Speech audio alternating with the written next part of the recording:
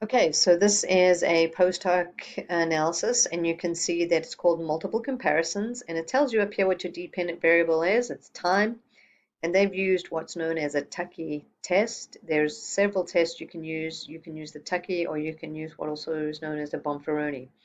Okay, so what they've done is they've compared the beginner to the intermediate, and you go all the way over here to your significance column, and you see that there is a significant difference between the mean of the beginner and the mean of the intermediate because it's less than 0.05.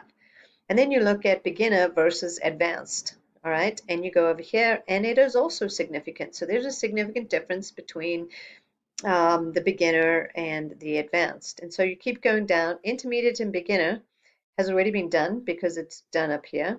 But we need to look at intermediate and advanced, and you'll see that there is not a significant difference. Okay, so what are we talking about when the significant difference? I'm going to scroll back up. This is just your Canvas page. Actually, I don't have it on the screen, but when you look at your means, that's what that is comparing. Okay, so it is comparing, is the mean of the beginner significantly different from the mean of the intermediate? And it is. Is the mean of the beginner significantly different from the advanced? And it is. Is the mean of the intermediate significantly different from the advanced? And no, it is not. And so that's how you would interpret your multiple comparisons.